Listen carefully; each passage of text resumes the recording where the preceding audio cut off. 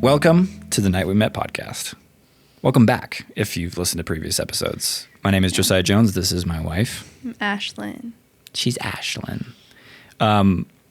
Today is one of those days where a bunch of little annoying things have accumulated into me thinking that this is a bad day. But that is just my brain deciding to lean into negativity bias. And I refuse to agree with it. We don't like that for you. So I had a great Zoom call with the subject of my next documentary that we're working on that we might shoot over the summer. That went really well. So I'm going to say this is a good day because that happened. It's a good day. And you woke up today. I woke up today. But I also burned my hand when I was making coffee this morning with hot water. And then I bit my tongue while I was eating lunch. We had some difficult, but we just had some like more serious conversations this morning around stuff going on. And that was just kind of like just heavy stuff. Not the heaviest, just financial stuff. Yeah. So those are always kind of hard conversations to love financials on a Friday. I know. And then our dog threw up Twice, which is, yeah. So one of those kind of days where just a bunch of little things are happening and you're just kind of like, but everything's okay objectively. I'm just going to choose to focus on the good things. Mm-hmm. But we left off last week's episode at the end of our dating relationship. And this week we're going to be talking about our engagement because we had a lot of interesting's a fun word to choose there. Interesting things happened during our engagement. Yeah. We had a very short engagement. It was only 3 months. 3 months. Yeah. And I'm going to kind of briefly just go over the bullet points of the relationship side of things because simultaneously, like I mentioned last episode, the health things with you, the health related stuff with you was intensifying and getting crazier and crazier as our wedding day was getting closer and closer and as our relationship was moving in that direction. Yeah. And looking back now, I don't think we feel like that's an accident. I think there was a lot of, I think God had a purpose behind that. But it was just at the time not very fun. I think it took away a lot of the excitement and joy. Yeah. That could have been there. But let's just start. Well, we both just had different experiences too. So. Right. Very briefly, from my side of things, I had been working a full-time job for 5 years, almost 5 years. And then in April of 2019, decided to go freelance with a buddy. And that was really exciting because it was like stepping out on my own and I'm no longer reliant on this full-time job. And then that ended up not working out. We just had, a very amicable like discussion about the direction of our career. So we just decided to go different ways. But nonetheless, I'm out on my own freelancing now. And 2019 was okay. I was, moving in the direction I wanted to, working on some cool jobs. And then we all know what happened in March of 2020. Mm-hmm. So that was a really scary time to have been freshly freelance and being in a committed relationship moving towards marriage. It's like, how are you going to provide? Where's money coming from? Are you sure this is going to work out? But yeah, March of 2020 happened. We all experienced it. There's not a person on the planet that didn't experience that. And then Ashlyn simultaneously was wondering where her wedding ring was, or her engagement ring, for that matter. No. Sometime between March and May, you had an ablation. You were in the hospital. Mm-hmm. And so I asked your parents if I could ask you to marry me while you were in surgery. Mm-hmm. We have a video of it on my camera roll. I need to find it so we can post it on the Instagram. So I asked their permission, got the blessing. They said, of course. And then May of 2020, we got engaged. It's a really pretty engagement. Mm-hmm. We need to find some photos and post those on the Instagram. Yeah. Very short engagement, 3 months, planned the wedding. Got married in August of 2020, which was a whole fiasco in and of itself. Trying to, it was also in and out with like how many people you could invite to an event and what different counties in the state allowed and all that stuff. So fortunately, we planned our wedding like right at a time when we got married in a county called Clear Creek County here in Colorado. It's just west of Denver. And they had allowed for gatherings of up to 130 people, I think. I don't remember. And yeah, we only invited like 100 people to our wedding and only like 60 people showed up. So it was pretty small. Was it like 60, 70 people? It's like 55 people. 55 people. You weren't really involved in any of the planning. I mean, yeah. I know I wasn't involved in the planning. You hired a wedding planner. No, for like the last month of it. Yeah. And she handled what she was amazing for the day of and everything in the month I booked before. the photographer and the filmmaker. That is, what was your job? Yeah. So you did do that. So, and the DJ. Yeah. Hired Connor. Yeah. So I did stuff. Yeah. But you definitely did way more than me. Thank you. Is that what you wanted? Yeah. That's what you wanted? Okay. But yeah, so that's kind of that timeline basically from, start of pandemic in March, engagement in May, wedding in August. And then if you had listened to the first episode of this podcast, we'd mentioned that Ashlin ended up getting her heart transplant in September. So just 5 weeks after our wedding day. But, like we've said, that the health related stuff was intensifying as we were getting closer and closer to the wedding day. And we actually had, well, we'll get to that. I don't want to jump ahead too far, but why don't you go ahead and jump back and kind of tell about what was happening along that timeline with your health and how that was escalating. Well, like you said, it was in April. I remember it was my 7th ablation, I think, at that point, 6th or 7th ablation. And my doctors were kind of just at the point of and I was having it because I was feeling a ton of irregular heartbeats. And so they were and medicine wasn't working anymore. So they just said, okay, we'll try this one more time, but your heart is, there's a lot of spots around your heart where it's coming from. It's just not one area. And I had a ton of scar tissue. So that was also a big deal. But she was willing and she was amazing. So. Wait, who was? Dr. Zoe. Oh, Dr. Zoe. I'm thinking about it in my head. So yeah, in April 2020, going on my 6th or 7th ablation. And at that point, it was 2020, so no one was allowed to go in the hospital with me. I had to go. But the thing was, it's I was so used to those procedures that it was just kind of nothing to me. And I'd been used to being in the hospital since I was 13. And at first, I used to always be so terrified of going, just in general. And then really about the needles, because I'm a terrible stick. But explain what that means. I don't think I'm just I think a lot of people know my veins, I don't have great veins. So to get an IV or blood draw is just awful unless they have a ultrasound machine. Yeah. So I just was always so terrified of it, and I still am in that regard. But at that point, I had been in the hospital so much over at that point 10 years or something that the hospital became almost a safe place for me, to be with Jesus. So when whether people could be there or not. In 2020, people couldn't. So I don't know. I was just in a lot of pain all the time, kind of giving it one last shot of okay, maybe this ablation will work and hold me off for another year or two. Because I'm getting married, we had already decided, in August, I want some sort of normalcy in this.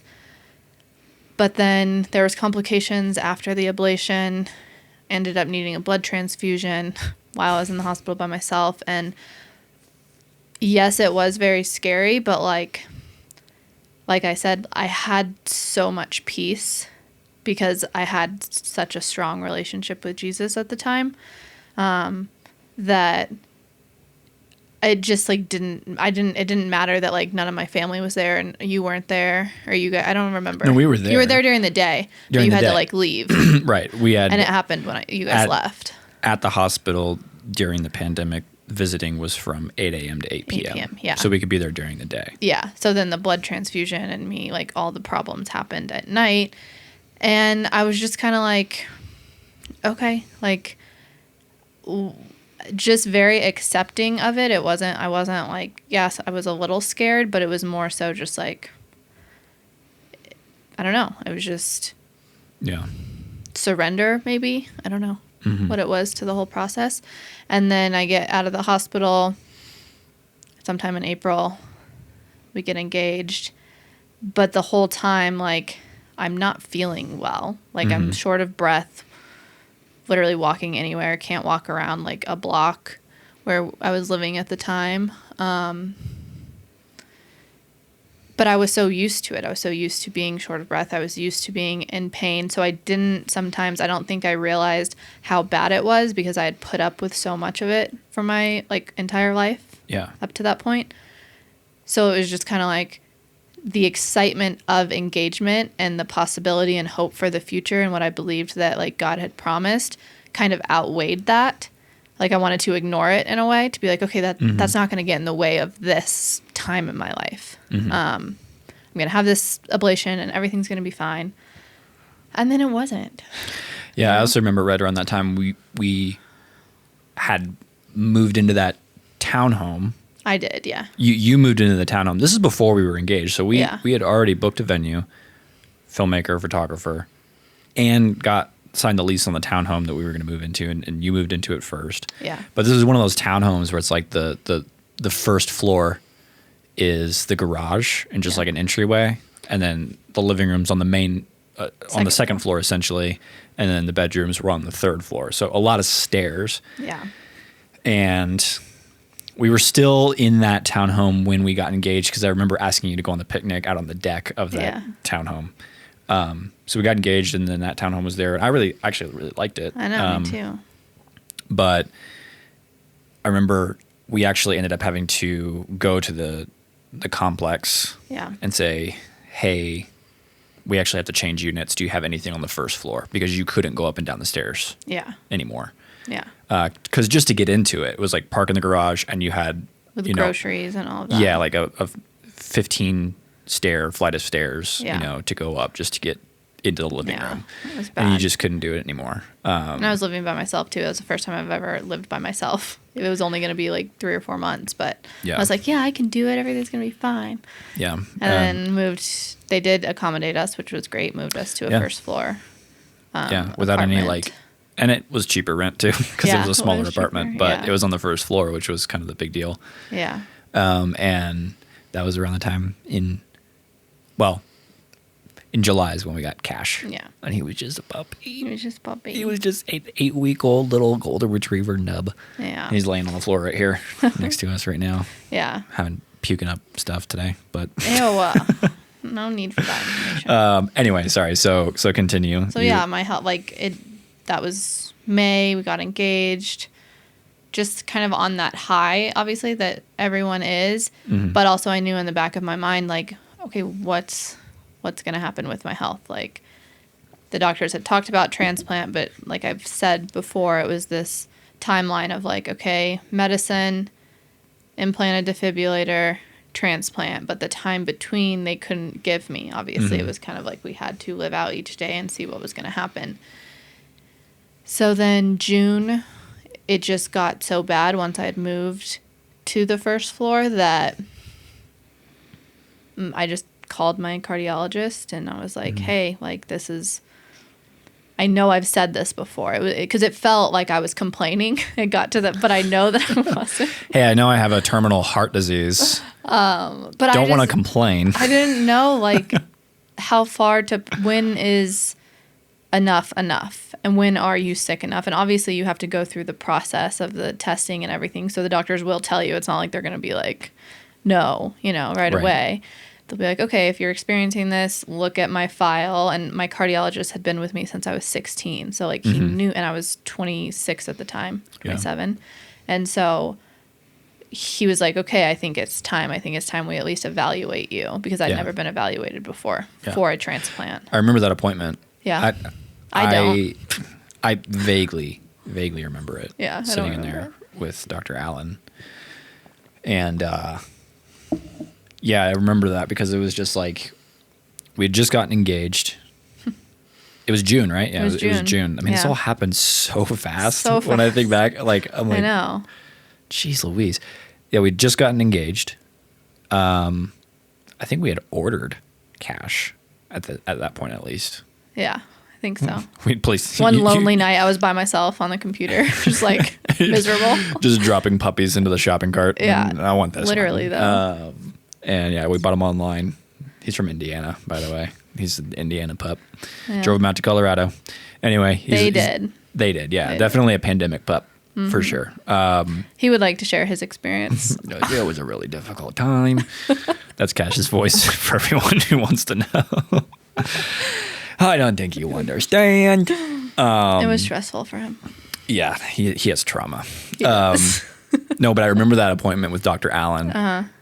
And I remember him saying, yeah, I think something along the lines, obviously it was, almost 5 years ago, but I think it's probably about, we need to start thinking about evaluating you for a heart transplant. Yeah. And I don't remember what I thought specifically, but I remember what I felt. What'd you feel?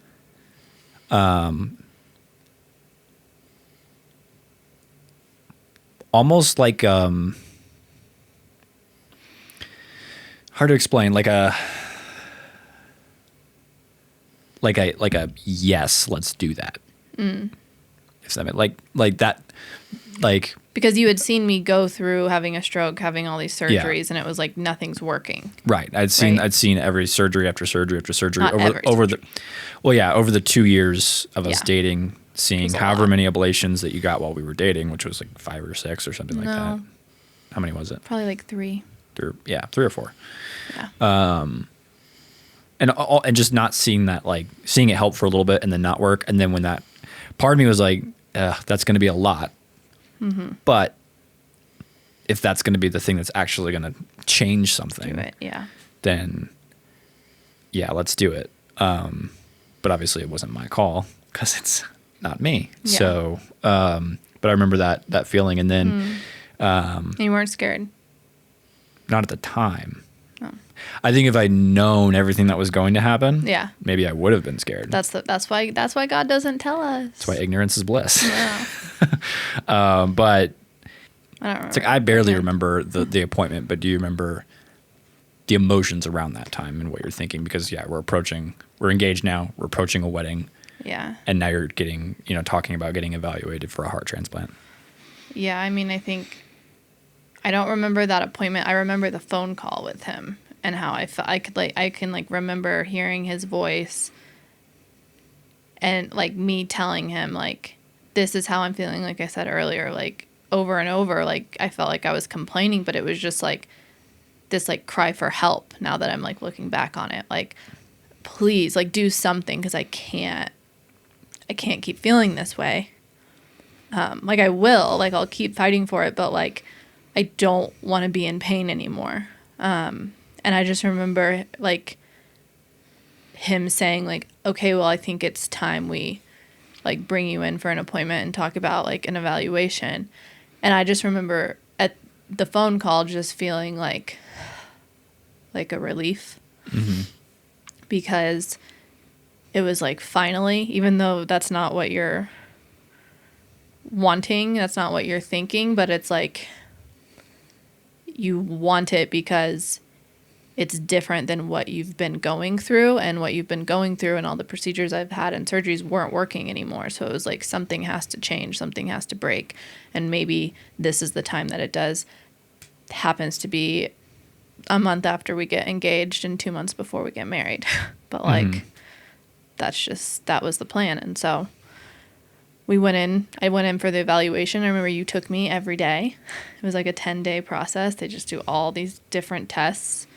I don't even remember doing that. You don't? No. Wow. I think my mom maybe took me to some too. I don't remember. I just remember that one photo you took of me like in that garden, and I remember being like, I want a photo right here. Oh, I remember with that. the little like binder. But I don't remember any of the tests or driving you to the evaluation. Again, because I think our brain, like selective memory. Yeah. It was like such a wild time and so difficult Yeah. That your brain just kind of goes, well, we're going to forget about that kind of thing. Yeah. So then you go, for those who don't know what this process looks like, which most people don't, for an organ. I would say the large majority of people do not know what an evaluation for a heart transplant entails. Yeah. Duh, silly me. We're just so in it. It's just so normal. But right. That's something too that we sidebar here of like, we've told this story a lot and we lived it and we processed it and we've done therapy around it and we've talked about it. And and so in some ways we're kind of sick of it. Yeah. Not sick of it, but like, you know what I mean? It's just like you get used to it. It's hard to know sometimes like what's important and what is like valuable, right. and like what people would want to like actually hear about. Because there's so many things and it's like, I don't know. But anyway, that was just the sidebar. But tell us about what the evaluation process looks like. I remember doing the stress test, which is, get on a treadmill, they put a thing on your in your mouth, tube in your mouth, plug your nose, all the wonderful things. Taking a bunch of blood, doing a bunch, and having obviously a cath done where they like go through your neck and they measure the pressures in your heart and the numbers have to be at a certain number. Just all the things. Yeah, there's a percentage thing where like basically it's how with each heartbeat how much blood is moved out of your heart versus how much is taken in. Yeah. That's what's called an ejection fraction. You know more than me. Right. So it just has to do, and there's a certain percentage level that's what's normal and healthy for people who have normal, healthy cardiac health. And yours was significantly lower. Yeah. Like it was. I mean, other people have had really lower than mine and had transplant. So that's the other thing is like people will be like, oh, well, what was your ejection fraction? And I think mine was like 37. And a lot of people who are waiting as well, theirs will be like 29, 24, 22. I remember my brother's was really low. It was like lower than mine way lower when he had his transplant. So it's not just, that's the thing. It's like, it's not just one number. There's a large variety of factors and data points that the doctors need in order to make a decision. Yeah. Whether or not to suggest that you should be on the heart transplant list. Yeah, and ultimately, you go through this whole process, and then the board meets, all the surgeons and cardiologists, they meet together like once a month, and they go over each case, and each cardiologist, if they have a case like me, he presented it to them and said, here's her history, all the things, here's the test she just did, and what do we think? And I remember Dr. Allen called me after that and said, we were on our way. This was 4th of July. We were on our way to Jackson Hole, Wyoming. Isn't it weird though too that like it's kind of decided by a bunch of people sitting around like a boardroom table, like making a decision on. I know. That's crazy. Just looking at numbers and so that was what I was really thankful for. It wasn't just a numbers based decision in my case because and every case is different, and that's why I don't like sharing like certain numbers and things because people can compare really easily and it's really hard and you can get really defeated to be like, oh, well, because I did that. Like her ejection fraction, why didn't, I could have had a heart sooner or whatever. But he basically called and was like, well, we met and basically to sum it up, half of us think you're ready and half of us think that you could probably get away with waiting. Maybe have 2 or 3 more years, but it's up to you. Which in retrospect is absolutely nonsense. Yeah. It's like, I mean, the people who thought you weren't ready, objectively, they were wrong. Yeah. The people who thought you were right. Like, so he left it up to us, which is not common, I feel like. Maybe it is. I don't know. Is it not? Yeah, it's not really because it's not, obviously you have a choice. At the end of the day, they call you and say, you can be on it. Do you want to be on? That wasn't the conversation. It was half of us think you're ready, half of us don't. Right. So it's up to you. And that, we were going camping for the weekend and we were going to, it was 4th of July. So we drove, if you want to go up to, we live, between, in and around Denver, Colorado. And so going up to Jackson, Wyoming is about a 8-hour drive. Yeah. And it's insanely gorgeous up there. I've been up there a few times.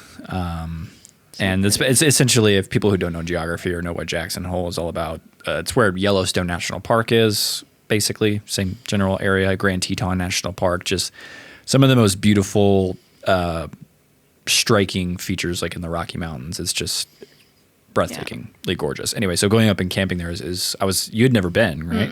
And so I was really excited to take you up there, and we did. Yeah. We had a really good time. I mean, you were feeling relatively okay for that camping trip. Yeah. I mean, comparatively. One of those moments, yeah.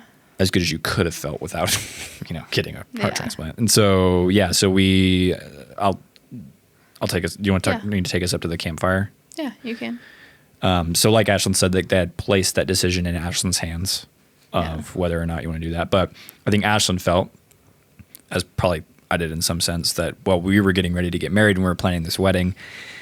And so it was kind of an us decision. Yeah. Because it did obviously heavily involve me. Yeah. But I remember found this free camp spot in the National Forest. I will not disclose the location. Don't do it. It's a popular spot. It's not like it needs to be kept a secret, but overlooked the Grand Tetons. We're kind of up on a hill across the valley from the Grand Tetons, which are just these incredibly gorgeous mountains. Yeah. The sun had set, sitting around the campfire. And that's where we just talked about it. We were just like, balls in our court. Yeah. And I remember feeling fairly confident and being like, what other option do we have? Yeah, I remember you saying something like that. Yeah, and it really was, because it was just like, to me, it was like, you've been praying and asking for something for so long, for something to change, for something to be different, for something to help, and nothing has, and this is something different. So like, why not? You know? And I, again, was not afraid. I was just kind of like, okay, like this is what I've kind of just like learned that mentality, I think, from my mom, because my mom has the same disease, and I watched her go through a lot with it first. Not heart transplant though. She had a heart transplant after me, but the initial things where it was just like, that's just what you do. And I think a lot of like people with chronic illness can relate to it. It's like people say, oh, you're so brave, but like you didn't have a choice. Right. You have a choice to not be brave, but then what happens to you? In your case, you die. I die, but then before I die, I mentally, die. And that is terrifying to me. And that's like, I wouldn't ever want that. So, and most people, they have that something in them who get sick, who just say, okay, like, I'm not going to let this thing control me. Like, this is the next step that makes the most sense. So we're going to do it, and we're going to keep fighting, and we're going to see what happens. And if it doesn't work, then we'll figure out the next thing. Yeah. But we're not going to give up, because we've come that far. And I think that's just where I was at. It didn't, of course, in my mind, back of my mind, I was like, oh, but are we going to get married? Like, are we going to have to get married in what way? No, we'll figure it out. That was kind of like so then finished camping, driving back to Colorado, and I called him once we were back in service, and I was like, we're doing it. It's a go.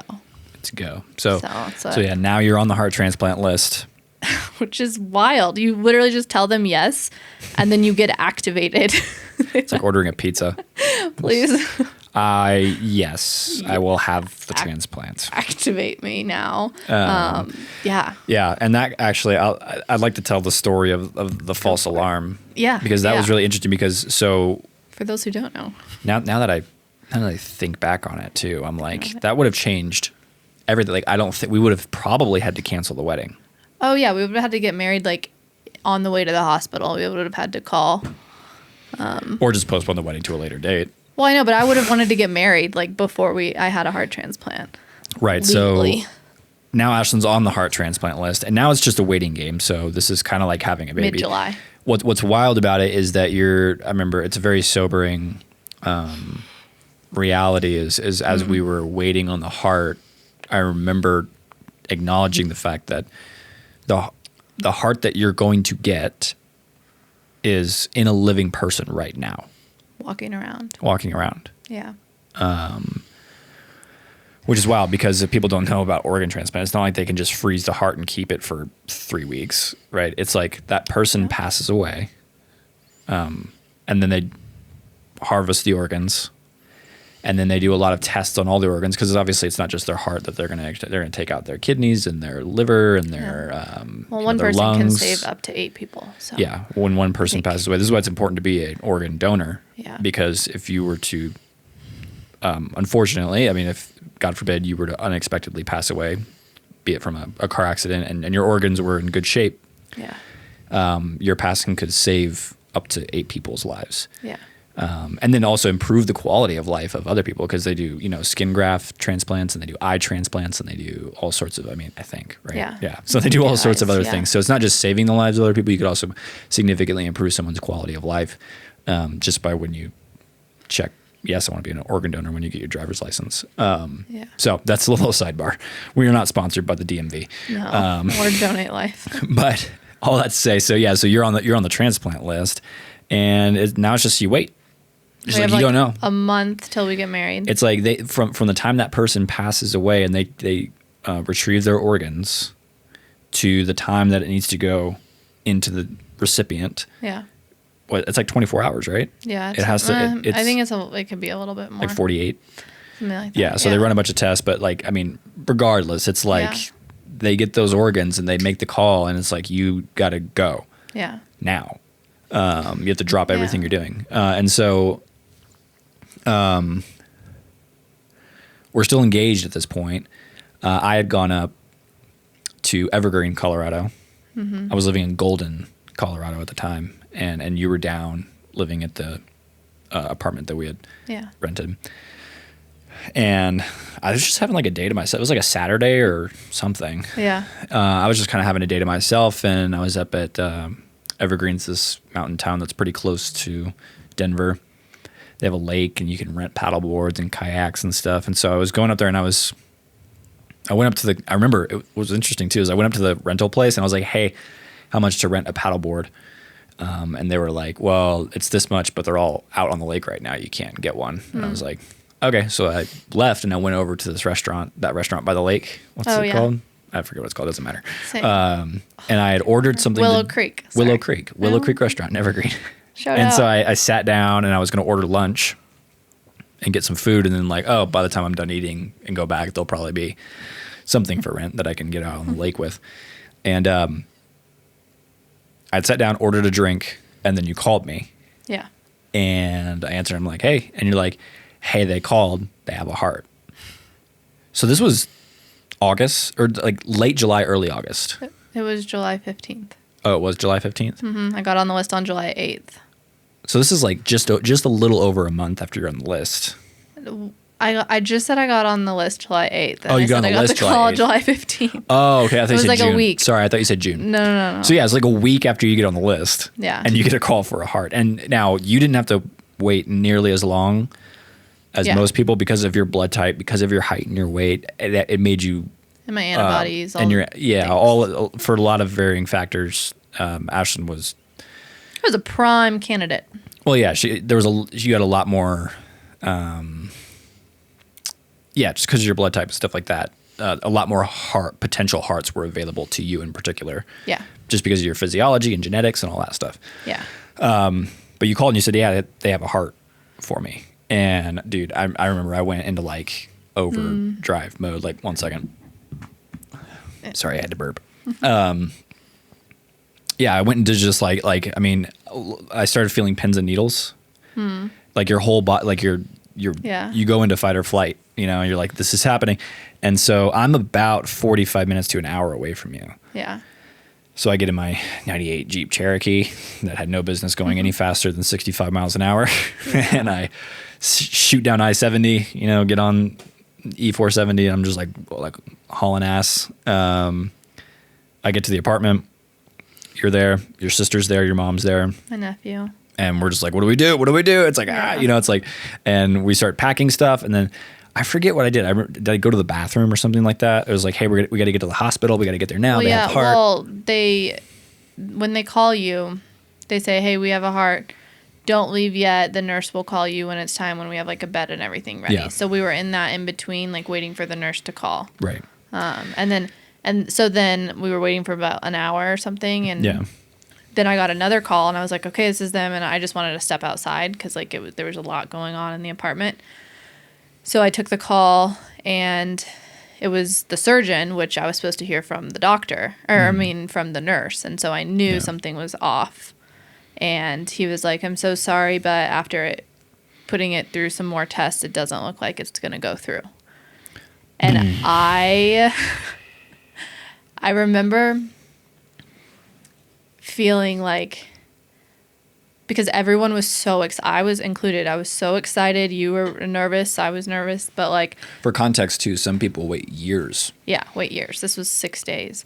And so I remember like being like, okay, it's okay. And just, out of habit, hanging up the phone and just standing there for a second before I didn't just like turn back and go inside. Yeah. And I remember being out there and just thinking like, oh my gosh, like I'm living in one reality and on the other side of this door, they're living in a different one. Like I'm going to have to go disappoint them in a way. Not me disappoint, but like I'm going to have to bring this news and the whole dynamic is going to change. And like I don't know what's going to happen. Like if I didn't know that was possible. I wish I would have been informed that like a false alarm call can happen. Multiple false alarm calls can happen. It can, to the point I learned after the fact, where you can get on the table and it can go wrong up until that point. Like you literally don't know until they're doing all their things. Until you're in surgery. Yeah. And that's I think an important thing if someone's listening to this podcast and they are waiting on an organ. Yeah. It's sad, like, but it happens a lot. Want you to be hopeful. Yeah. And because the reality is like you could get the call today. Yeah. And it could change your life and it could be an awesome thing. Yeah.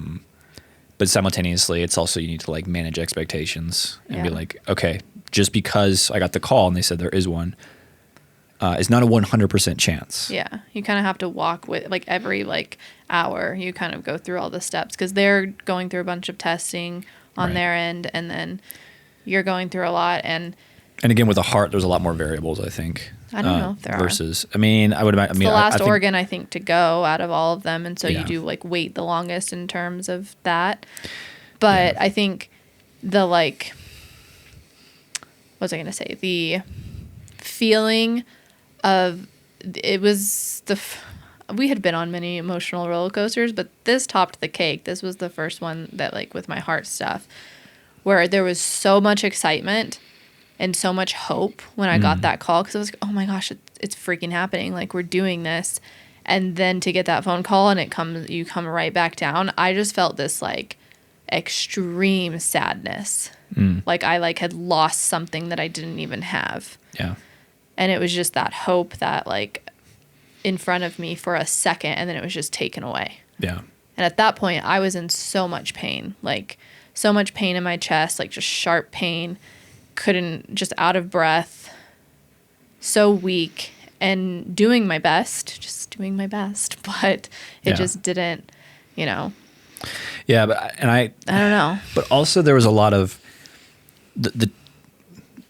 we'll get to the part where we actually, well, Not in this episode. Not in this episode, but I remember in juxtaposition with the day we got the real call. Okay, but we can talk about that. We'll talk about that, but I'm saying this experience, Yeah, I know. this Yeah, experience, the false alarm call, It was so chaotic. it felt chaotic. Yeah. It felt anxiety inducing and anxiety driven. It felt chaotic. I mean, that's just what it was. Like It at was the time, like my dad, like I don't remember why he couldn't be there at the apartment, and so it was just like there was just all this like nothing felt right about it, but yet they were like, here's a heart, so I couldn't say, like I could say no, but I was just like, okay, like yes, and then no, and then let's wait, again. Yeah. So we did. So we waited again. Yeah. So we got married. Yeah, and so that was July 15th. You said. So a month. So we're a month. which I'm actually glad that turned out the way that it did. Same. Because it did allow it. Because if you had gotten the transplant on July 15th or 16th, our wedding was August 16th. Yeah. You would not have been well enough a month post-transplant to get married. And so we would have had to postpone the wedding. It would have been a whole fiasco. Like people would have, had to cancel plane tickets and People trip plans. Canceling plane tickets. It would, COVID. Yeah, because COVID. We had an interesting mix. I mean, some people decided not to come to our wedding for that reason, and some people decided to come. Yeah. Which was all, we just left that into the hands of the individual invitee. Yeah. But it was also a great way to save money for the wedding. It was like, look, due to COVID and our catering budget, you're uninvited. We actually did we cut the guest list approaching the wedding. It was just a lot. Okay, let's zoom out, back up for a second. Mm-hmm. All that was happening while I was planning the wedding. Right. I had a wedding planner, and she basically helped me the month before. So that was right when I got the call. It was when she started to step in, which was amazing. Mm-hmm. But I, we picked out the caterers. I picked out this and that and all the people, my wedding dress, just all of this experience of planning your wedding. And if you have a bridal shower and you have a bachelorette party and a bachelor party, none of that was what I dreamed it to be on my end of things. Obviously, bachelor party doesn't include me, but in terms of getting my wedding dress, I remember my mom and I went to a shop down in Denver, and it was the first day, and most every girl dreams of wedding dress shopping with their mom and their sisters and their bridesmaids, It's pandemic, not going to happen. And 100% almost of the bridal shops were closed. It was all online. But there was one that opened, and we went it was because I was like, well, I need to find a dress. And for those who don't know, men, it takes a long time. You can't just buy one and you have to do alterations. You have to order it. It has to get made. Obviously there are other ways you can order dresses differently and online, and that's not me. So anyway, I went to this store, this bridal shop. First day they were open since they had closed with the pandemic. They stuck me in the basement. It wasn't even the main part of the store with all the pretty lights and everything. And one of my sisters was there, and my mom. And I remember trying on dresses, and it just didn't feel like how I dreamed it would feel. Obviously because I was really sick, and I just didn't feel good, but it's just not what I pictured at all. And I felt like I had to make a choice so quickly because we were getting married in 3 months, and I didn't know if I was going to be able to find any other dress in any other shop because it was COVID and all the things that go through my mind. So I decided on a dress. You remember? I decided on a dress. Mm-hmm. And then the next day I was looking at the pictures of it, and I was like, this is not me. I look like a debutante. And I can say that and roll my eyes because I was a debutante. So, and I was the least debutante-y What person. is a debutante? I don't even know. It's a woman coming into society, and I didn't need that. So anyway, I just felt very much like that. It was just not the dress for me, but I just wanted it to be because I just wanted to say I had my wedding dress, and that was one less stress. Right. So that didn't turn out well. My bridal shower did. I had a dream, and it came to life in my sister's backyard. It was really magical. Again, not feeling great, but had this long wooden table in her backyard, on the ground with all these pillows and flowers. You helped with the flowers and the table, right? I think so. Yeah, I so vaguely pretty. remember that. Remember? I remember so little of it, which is wild. Yeah. But then that also, I think, as all of the stresses of the wedding and the health stuff and all of it was kind of coming to a head, and you had actually come and you were like, what if we just canceled the whole thing? Yeah. And eloped. It's what I wanted so bad. And I was like, no. You said no because every little boy dreams of his wedding day. You told me that you were saying no because you just wanted something to go right. Right. Because, well, as yeah, planned. because the ambient anxiety in the world Yeah. at the time was extraordinarily high. Yeah. And then we have this thing going on with your health and possibly getting a heart transplant and then getting a false alarm call and it not happening. And then wedding planning difficulties. And it seemed like at every turn, it just seemed like nothing was happening the way it was supposed to. Yeah. And it was just left turn after right turn, left turn, left turn, left turn. You know, it was just like this, like, it was just chaos. Yeah. And we had already done a significant amount of planning, and then you throw this thing into my lap, and I'm like, I just thought it'd be less stressful. Yeah, well, probably in some ways, but at the time, the idea of that, I basically put my foot down and said, no. He put his foot down. I put my foot down. But I basically said no. And you were like, why? And I was like, I just want something to go according to plan. Yeah. And I think anyone around that time could probably resonate with that. Yeah. Of like, nothing was going according to the plan in the world. Yeah. Everything was out of whack. Everything was, you know, and then our situation thrown on top of all of that. It was just, I was like, I just want something to go according to plan. Yeah. And I want our wedding to go according to plan.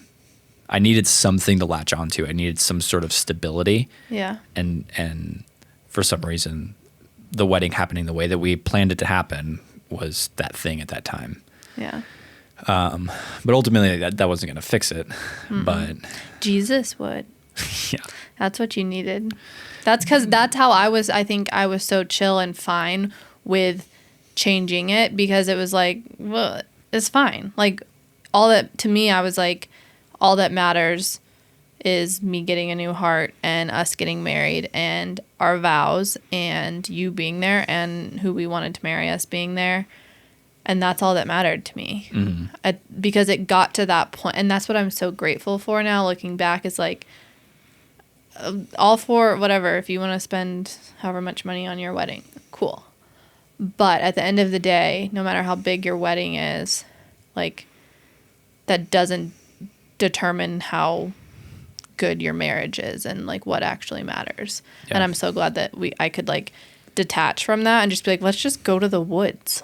Like, let's just go to the mountains and do this and just have some peace. Cause that's what I wanted. You wanted things to, and I was so used to my whole life, things not going according to plan, that I'm used to that. Yeah. I wasn't used to like experiencing peace in a relationship. So I was like, oh, okay, well, we have each other, so we could do this. Like, let's just do it this way. This sounds better. But he put his foot down, so we didn't. Well, I think at the time what I needed was I needed some sense of follow through, like something something that we said was going to happen. Yeah. You know. Yeah. And ultimately, I think that boils down to like a sense of like I felt like everything was out of my control. I felt like I was being shook around like a rag dog of like a rag dog, a rag doll. Sorry, doll, a rag doll, a rag doll, a rag doll, rag dog. A rag What's dog. a rag dog look I like? don't know. Yeah. So I just felt like I was getting pushed around and like nothing was happening the way that we wanted it to. Yeah. And so I was it's fair. I was just like, no, can this just please happen the way we said it's going to happen? Yeah. So all I have to say is, I mean, we didn't really go super far down the planning road of elopement or anything like that. We brought it up. You kind of wanted that, but I was like, no. Yeah. So we just went forward with the wedding as planned. Mm-hmm. And I mean, as someone, I'm grateful in the respect that you didn't need a flashy wedding. Yeah. It was very small. I mean, the venue was very nice. Yeah. I liked it. It was very like farmhouse modern in the mountains overlooking the Rocky Mountains, and it was beautiful. But in terms of like the trap, it was like, yeah, we paid for the catering, but as someone like me, like I had, like every filmmaker at one time or another, spent my time working in the wedding side of things and filming weddings. Yeah. Which I don't do anymore. No one asked. But I'd been in the wedding industry. I'd worked around the different vendors and basically like seen behind the curtain and understood how much of it is nonsense. Like, you know, and like for me, the representation of the nonsensical thing that people spend money on for weddings was the centerpieces. Like, could you think of a dumber thing? Sorry, if you spend a lot of money on your centerpeerces, it's like if people have the money, I know, but like if they do, fine. Like if they're fine with it, let them. We're gonna make Robins here. But sorry, let me get my soapbox for a second. You're not letting them. That's the point. I just need to say this. That's not the point of let them. Because it's not the centerpieces themselves. It is, to me, it is a representation of a complete misalignment of priority. You're getting spicy. I feel like that's a hot take. It's like if you're getting upset or obsessing over what the centerpieces are and what they do, it's like, what are you? Yeah. What is this day about? Honestly, you know what would be really interesting is if someone did a poll of like how much, like people however many people, I don't know, hundreds of people who are married or not married, how much they spent on their wedding, and then if they're still married or not. Yeah. You know, like divorce rate on how correlating between how much money you spent. That'd be an interesting statistic to see. I'm just saying it'd be really interesting. It's sorry. This is something that's very like to me. It's like it's not about the centerpieces. Yeah. It's about, like I was saying, it's about your marriage. Like, it's right. And to me, it's just like I hold up the centerpieces as like this frivolous, dumb thing that people spend a lot of money on. So that doesn't matter at all. No one, even 5 years later, is like, you remember their centerpieces? They were beautiful. Oh my gosh, centerpieces were so incredible. It's like no one cares. Hold on, someone. Spam call. No. So, given that, what did we do? What was I okay with for this? What was my idea? Because I knew you felt that way. You had a very good idea. I think we came up with it together. I was like, what if we, but you can take the credit. It's okay. I basically had a 2-night bachelor. It wasn't even a party. It was like a hang out with the bros. And the first night we went camping. Bros. And the second night we stayed at a cabin near the wedding venue. And so it was just 2 nights of just the boys hanging in the mountains. And so the first night we went camping near Buena Vista, Colorado, near Leadville, Colorado, between Buena Vista and Leadville, Colorado, in the San Isabel National Forest. Had a great time, hung out with the guys, sat around the campfire. And then the next morning we were driving out, and I believe it was my groomsmen, James and John. So biblical. So disciple. James and John. Very disciple. I just pictured like the ones on The Chosen in my mind just now, and not actually James and John. James and John. So we literally pulled off on the side of the highway. On the way, the day before the wedding or the day of the wedding? This was the day before the wedding. Classic timing. The day before the wedding, pulled off on the side of the highway, and there was a big spruce tree. We have a lot of like spruce and pine and firs in Colorado. Obviously, it's the mountains. Pulled over, and we just took a knife and chopped the tree down. And I wanted but it was tree. a little more thoughtful. It was we knew how many tables there were, and each table was like 9 feet long. You were more thoughtful. So it's like, okay, so there's so we did the math, and it was just like, all right, there's 15 tables. They're each 9 feet long. Here's the math. We need X amount of feet of spruce boughs, and so we cut that out, laid it out on the side of the road. And then stuffed all that in the back of the car. Next day we drove to the venue, and we laid out the spruce branches in the middle of the table and put some candles around it. Little fake candles. Yeah, it was like that was it. $25 centerpiece for every table, like $25 for all the tables. For all the tables, yeah. It was like basically free. But it was, I don't know. I think everyone's always cool. Like, yeah, it did. It looked really good, and like people have different desires and wants for their wedding, so we're not here to like shit on other people and like what they decide to do. I know. I just think centerpieces are stupid. Yeah, and I agree with you. And I think I don't know. I think there's lots of different things that are important to different people, and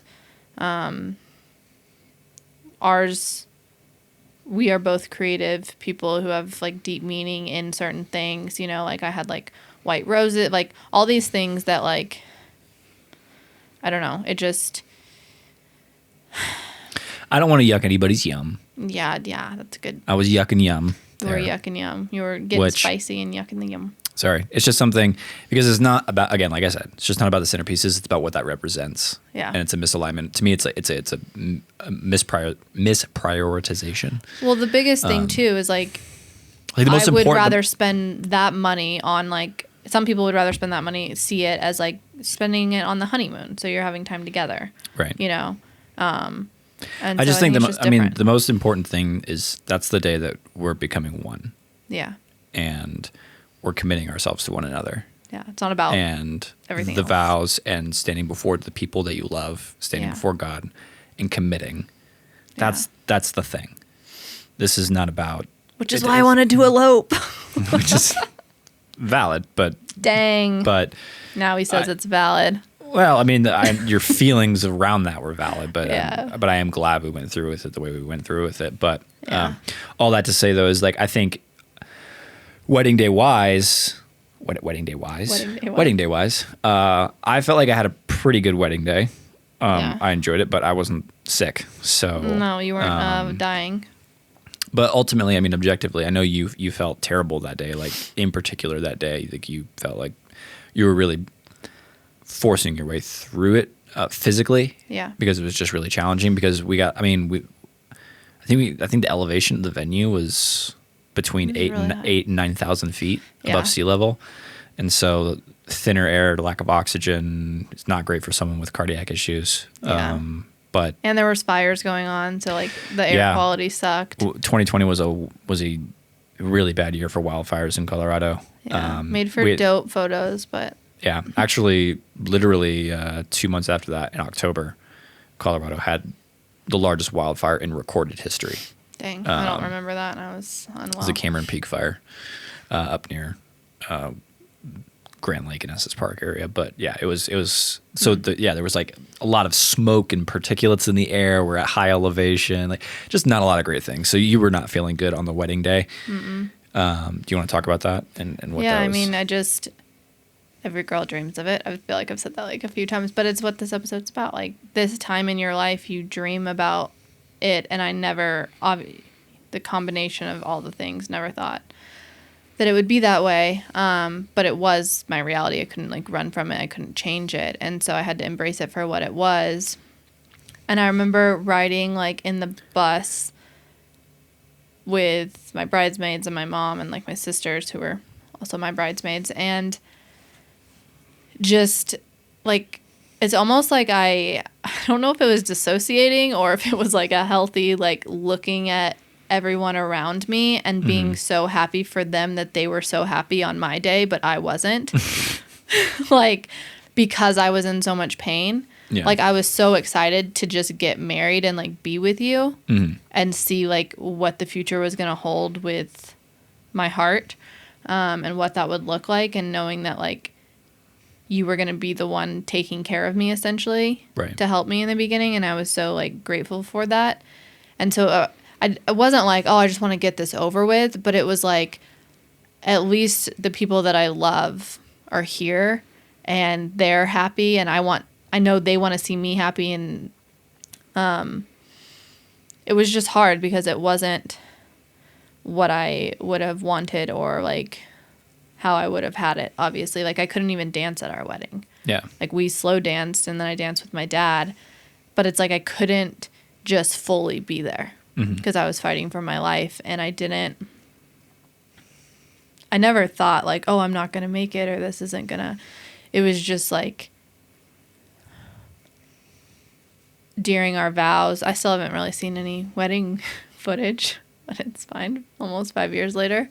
But I feel like our vows were kind of like the heaviest in a good way with like Ronnie, who was the one who married us. Our officiant.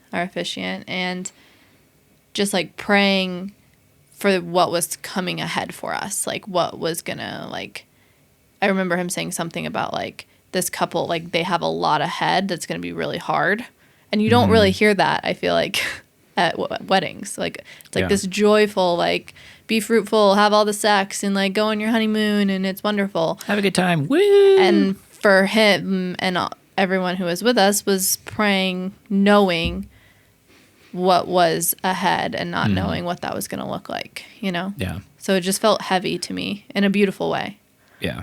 What about you? How did it feel the day of? And like, if it was great, just say it was great for you. No, I mean, it was a good day. I'm Yeah. trying to think of this, like, there's a feeling of like, I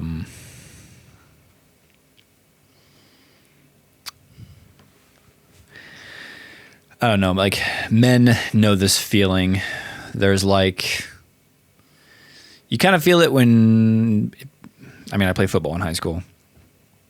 Played football all my life, really, but only played full contact with pads and a helmet and all that kind of stuff for like 2 years in high school. There's a feeling when you're, you know, putting on your gear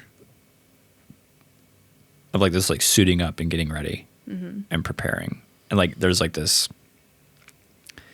I don't know, similarly, like when you're getting ready to go climb a mountain, or like, there's kind of this like point of no return. Yeah. Of like, I don't know, like you're just like, it's like knowing what's coming is going to be hard. Yeah.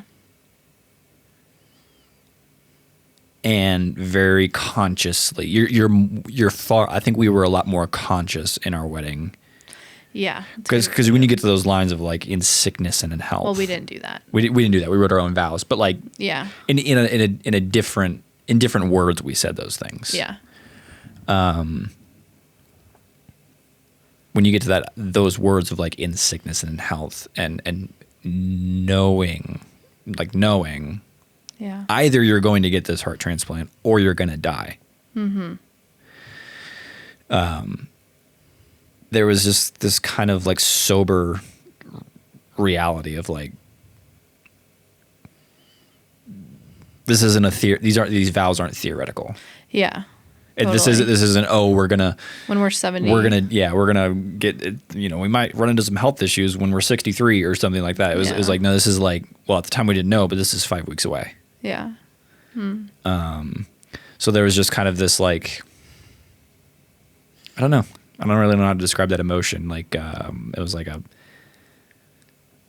reckoning, Yeah. I guess. Like, just the wedding was a lot heavier. And I mean, even the vendors, like the people working the catering company were crying during our vows. Like they were like getting emotional. And I was like, Yeah. mainly during yours, you did a way better job of writing vows. Because I'm a writer. Yeah. I just, yeah. I think for me, there was so much anxiety around the wedding, though. I remember the week before the wedding, I was walking to go get lunch with some work friends. At the time, I was working at this advertising agency, and we were walking somewhere in Boulder to go get tacos. And I got the tacos. It was like a food truck. And so we were like standing outside and we ate them. And I made it maybe like another 100 feet down the path back towards the office. And I just leaned over and threw up in the bushes. Ugh. I couldn't keep food down. Yeah. And I wasn't like consciously anxious. It was just everything. It was like my nervous system and my body was just like, Yeah. so like, I mean, it's like Pandemic, you know. Just, there's a theme here of me throwing up and really intense, like when you broke up with me in Yeah. Charlotte and then True. threw up. and then when the week before the wedding, I was just like, there was so much, I was like barely eating anything. yeah. You were And then- were odd. I was eating. I was way off. Well, when I get nervous or anxious or something like that, my appetite is gone. Some people, they have the opposite where they That's stress good. eat. Yeah. I stress fast. Yeah. Which is, not great because I don't have a lot of meat on my bones to begin with. Yeah. So that was wild. But I remember very shortly after we got married, like I remember I like put away this entire bowl of Yeah. Chipotle and then like a bunch of stuff out of the fridge. Almost immediately after we got married, like it dissipated and I Yeah. was like super hungry. I remember that. So that was good. At least it came back. Yeah. But Yeah, I the mean, day it was was just like this, it was a good day, but it was a sobering day. It was a hard day for you. Yeah. For me, it felt like God knew that it would look that way. And it's almost like, I'd say like it felt like it was supposed to be that way. yeah, especially for You know. us, like people who like feel their emotions easily, you know, and are vulnerable. Me more vulnerable, obviously you are. But in that sense of like, if I was going to marry anyone, it was going to be you. And it was going to be in this set of circumstances. Exactly. And if you were to marry anyone, it would be me for what I would bring to you, like mirroring each other, obviously, or a mirror to each other. So in that way, it just felt beautiful, like devastatingly beautiful, I think. Yeah.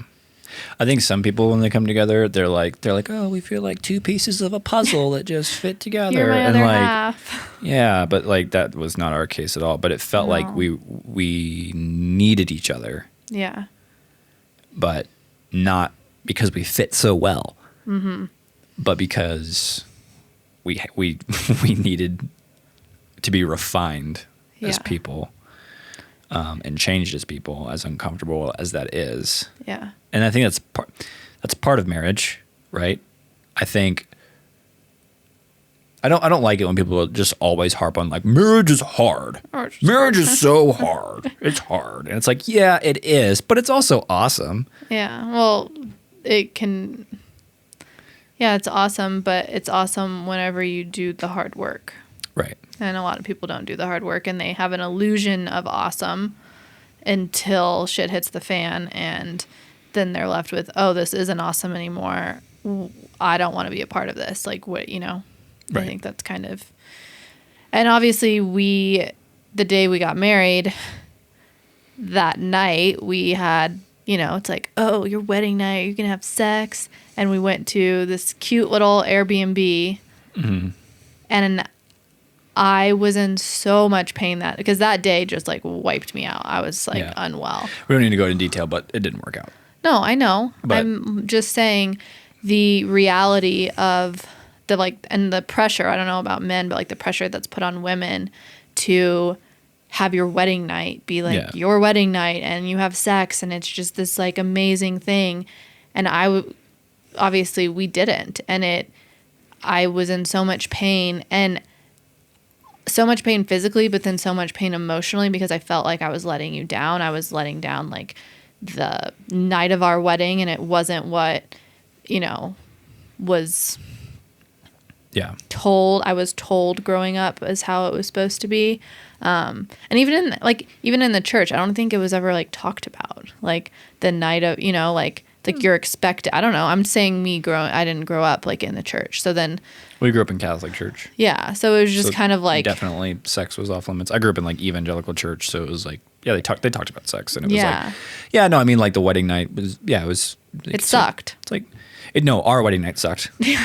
Our wedding night sucked. But it was always painted as this thing is like, it's like, have at it, you know, kind of thing. Go wild.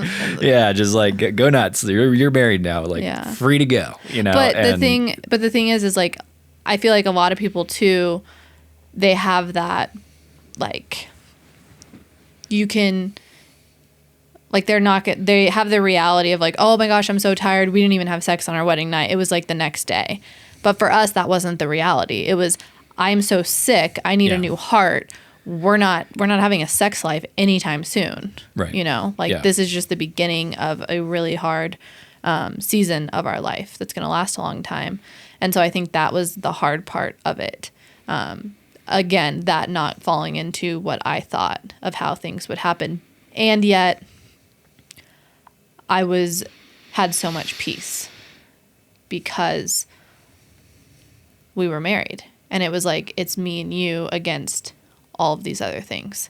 And no matter what happens, it's me and you now. Like, I feel safe. I feel like this will work. I don't know how. Yeah. And I don't know when that call is going to come for my heart, but we'll figure it out together, you know? Yeah. So, yeah. Yeah, totally. That feels like a good stopping point. Yeah.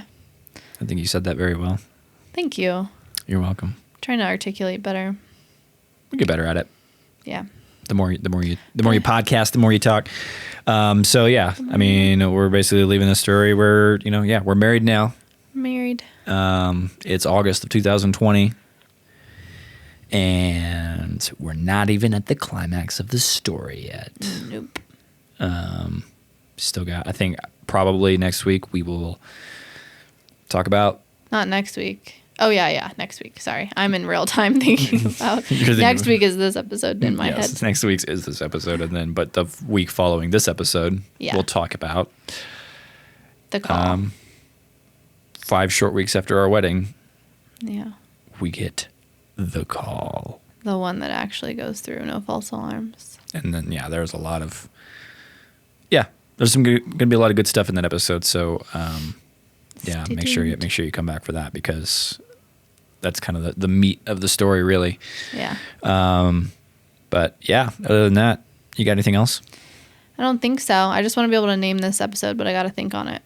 Got to think about it. Yeah, because if anyone has watched the previous 2 episodes, Josiah has named them, and they're so boring and bland, and I'm going to take over creative role of naming episodes. Okay. In my defense, creativity is my job, and I have a finite amount of creative energy that I need to allocate around to things. No. You're just bad at naming things. And so I'm not. Go watch my latest film. It has a dope name. Okay. It's ephemeral. Okay. No one's going to get that. Jason will. Just send this clip to him. Okay, we're going to go. All right, we're going to. All right, join us next week. Thanks for listening, guys. Next week. Okay, love you. Bye.